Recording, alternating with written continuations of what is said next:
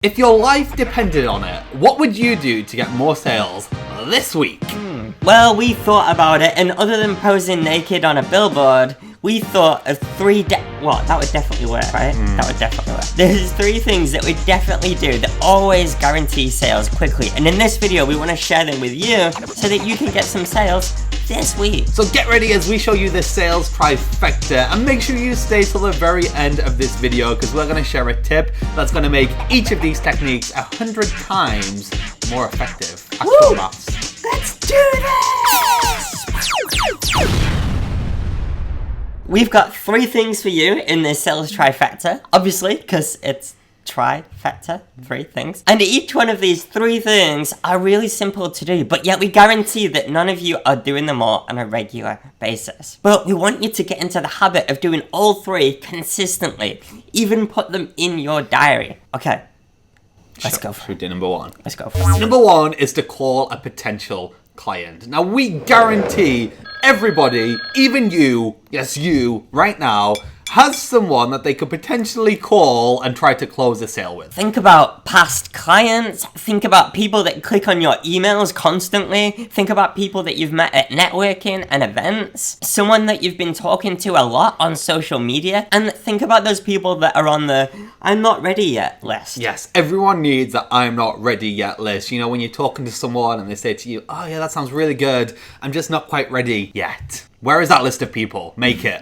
Because it's time to go back to all those people and give them a little message that says something maybe along the lines of, hey, I think you'd be perfect for this thing that we're doing, and we wondered if you were free tomorrow for a quick chat about it. Simple as that. Yeah? That's not exactly what I wrote, but yeah, that'll do. All right. I think you could maybe leave in that bit where I'm like, yeah. He's like, that's not exactly what I wrote, but yeah, I think that'll do. I think that could be quite funny. Closing the sale on the phone is the most effective way to close a sale, like hands down. But if you're not comfortable or not ready to do that yet, then here's 2 more ideas that don't involve calling people on the phone. However, if you would like us to do a video on how to actually close sales on the phone, let us know in the comments. And if we get maybe 5 to 10 requests for that video, we will do it because Pete here is the best sales closer in Westeros. Okay, the second part of the Pete, what you doing? Sorry, yeah, I was just closing a sale. What? Sorry, what was the next one? Well, did you close it? Yeah. Okay, the second part is to ask for referrals. Simply ask your current clients, your audience, your family and friends, your peers even, if they know of anyone that would be interested in your products or services. Can you ask for an email introduction or a name to reach out to? Or you could even do a post on social media and ask people to tag people that might be interested. You can add incentives and affiliate rewards if you want to, but you don't even need to complicate it that much at this point. So try it. Ask for more referrals on a regular basis. You may be pleasantly surprised. Now, before we go into the third part of the trifecta, and before we tell you that bonus tip that makes everything 100% more effective, make sure you do subscribe to this channel if you haven't already, and hit that little bell button to make sure you don't miss out on any other of our future videos. The part of the trifecta is email. You weren't ready again, were you? Sorry. Rolling up his sleeves. The third part of the trifecta is email. Email is the best way to sell on scale, and yet many of us don't really maximize it. Even if you've got a small list, you can still maximize email marketing. Why not try the one more method and send one more email, one more sales email than you're naturally comfortable with? Time after time, we find that this one extra final sales email sells the most out of all. So if you only send 1 sales email generally, send 2. If you send 3, send 4. If you send 17 sales emails, I think they get it. I think maybe they get it. It's just they're quite smart. Okay. Oh my god, I need to sneeze.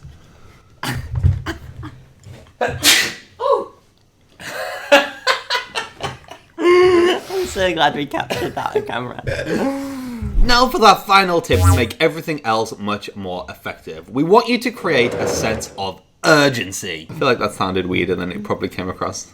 That's right, the best tactic for getting people over the fence and closing that sale is to create a sense of time urgency right now. Now this can be really, really slimy and really, really inauthentic, okay? But just because some people do this really badly doesn't mean that you can't do it well.